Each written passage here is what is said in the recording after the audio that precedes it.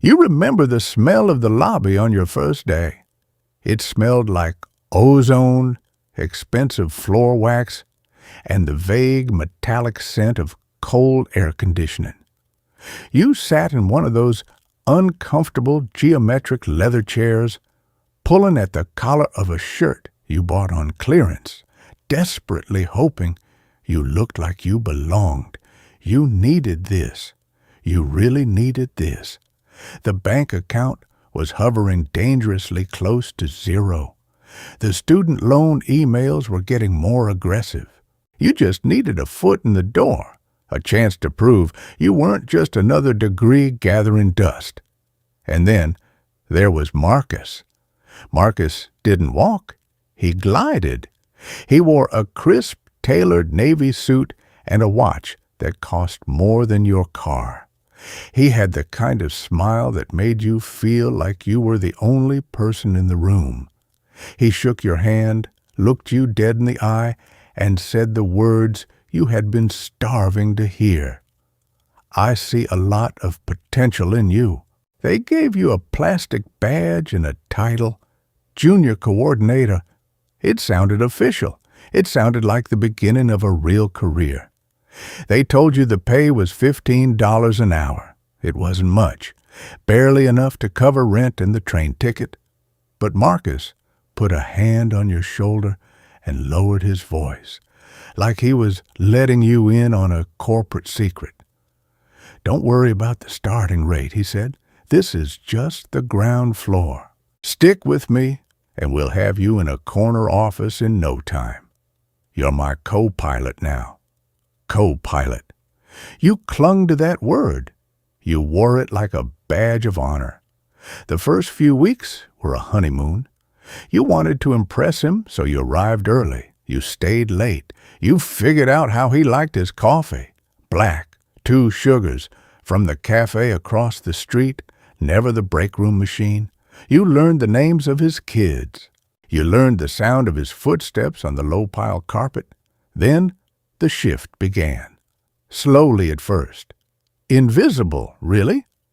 Hey, co-pilot, Marcus would say, leaning against your cubicle wall, I'm slammed today. Could you take a first pass at the quarterly forecasting model? Just a rough draft. You had never built a forecasting model. But you were hungry.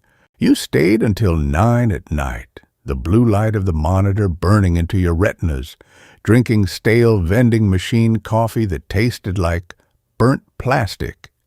You Googled formulas. You cross-referenced spreadsheets. You built it. The next morning, Marcus looked at it, nodded, and slapped his name on the top slide before presenting it to the board. He bought you a $6 latte as a thank you. Incredible work, he said.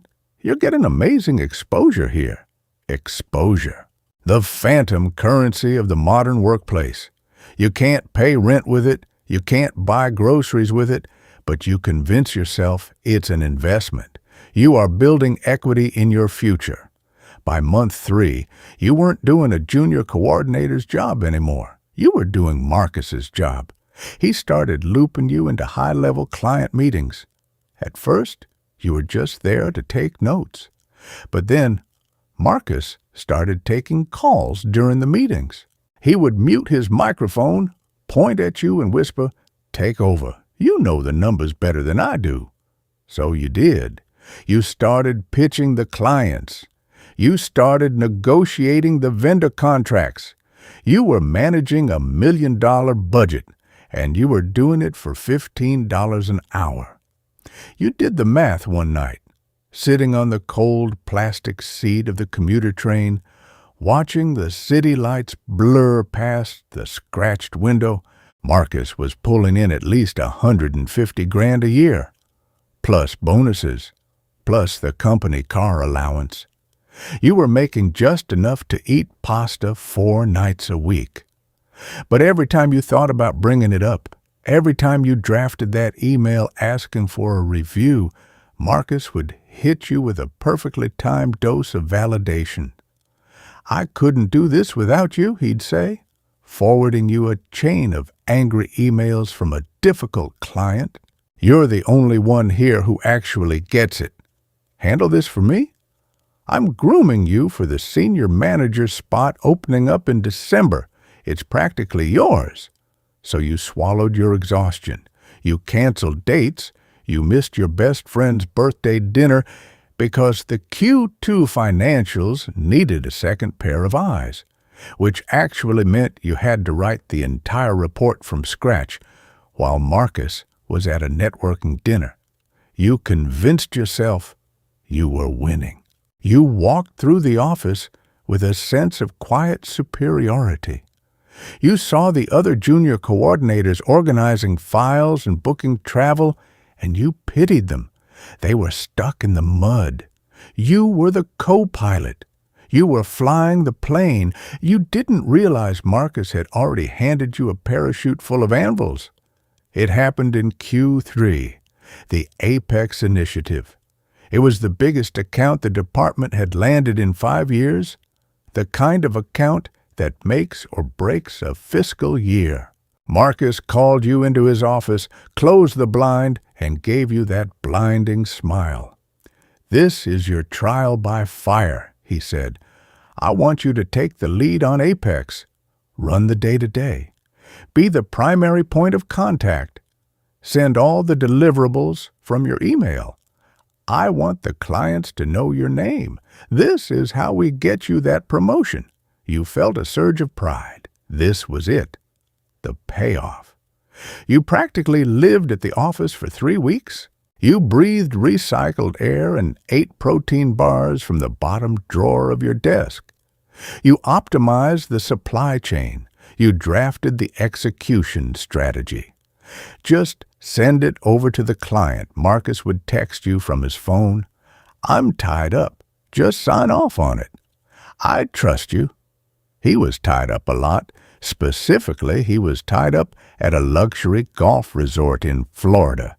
An executive retreat, he called it. He was unreachable. No emails, no calls. That's when the cracks appeared. A vendor went bankrupt. The supply chain snapped. The timeline for the Apex Initiative didn't just slip, it shattered. The client, a notoriously ruthless telecommunications giant, panicked. They demanded a meeting. They wanted answers. They wanted Marcus. You tried to call him. Straight to voicemail. You sat in the conference room alone, staring at 6 angry faces on a Zoom call, trying to explain how you were going to fix a multi-million-dollar disaster that you didn't have the authority or the budget to actually fix. You took the beating. You apologized. You promised solutions you knew you couldn't deliver. You held the line, because that's what a co-pilot does. When Marcus finally strolled back into the office on a Tuesday, tanned and smelling like expensive cologne, you felt a wave of relief.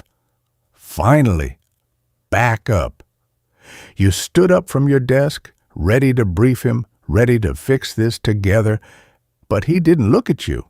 He didn't give you the smile. He didn't call you co-pilot. He walked straight past your cubicle, his face a mask of grim determination, and went directly into the corner office of the regional vice president. An hour later, a calendar invite popped up on your screen. Subject, Sync. Attendees, you, Marcus, Human Resources. Your stomach dropped. The air in the office suddenly felt too thin to breathe. The hum of the server seemed to grow louder, a deafening mechanical whine. You walked into the glass-walled HR room. The temperature in there was always 5 degrees colder than the rest of the floor. Marcus was sitting at the table. He wasn't smiling. He looked deeply concerned.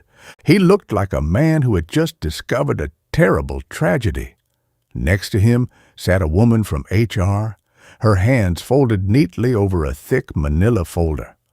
"Have a seat," she said. Her voice was flat, neutral, the voice of a machine. "What's going on?" you asked, looking at Marcus.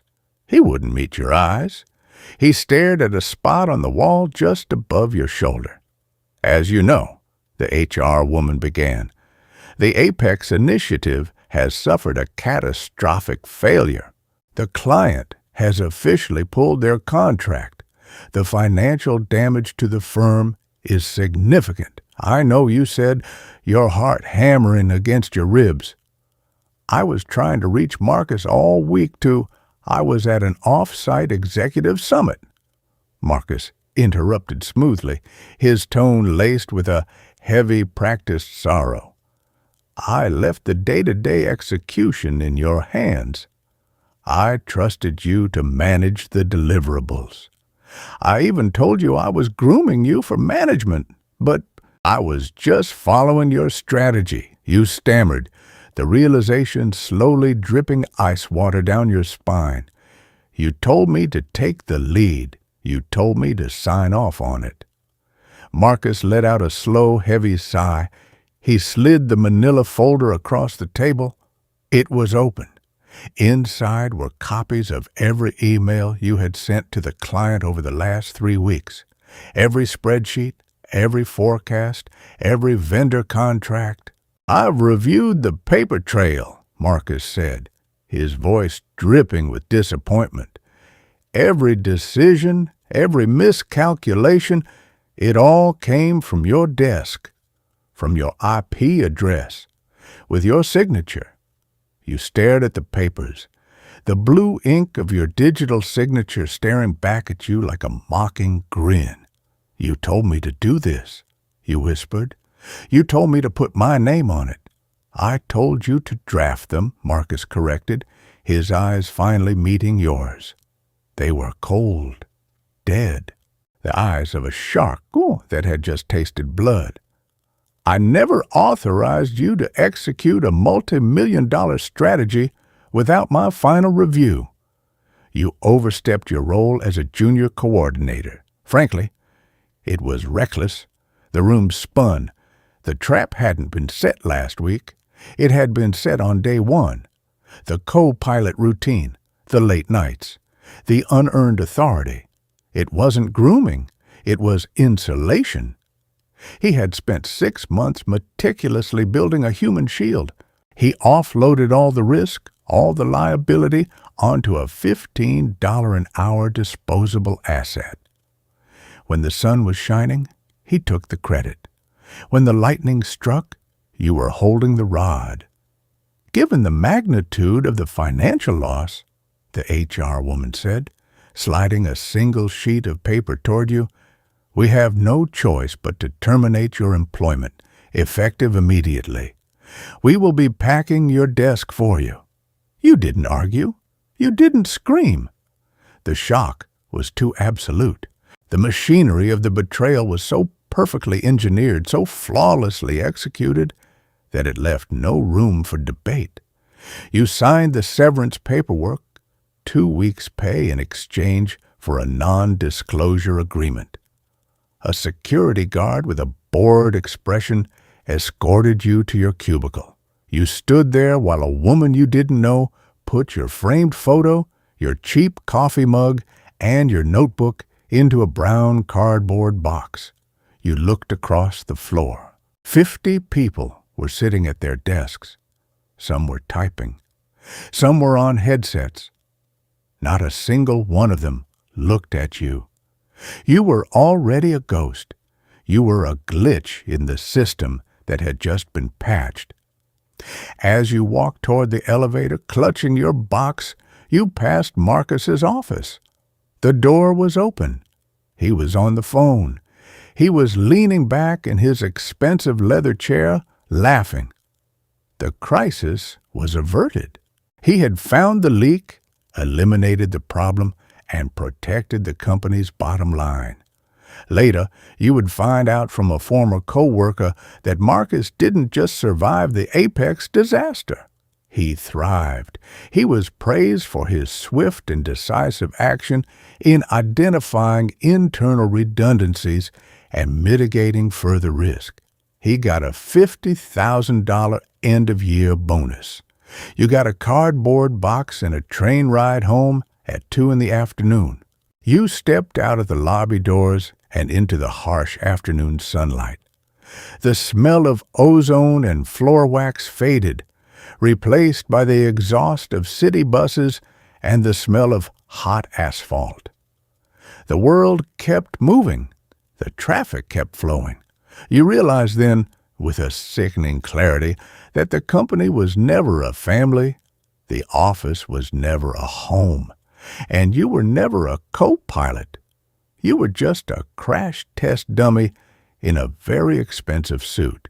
The office lights are off, but we are still here. If this story hit a nerve, if you've ever poured your soul into a job only to realize you were just a line item on a spreadsheet waiting to be erased, you know this isn't just a fiction.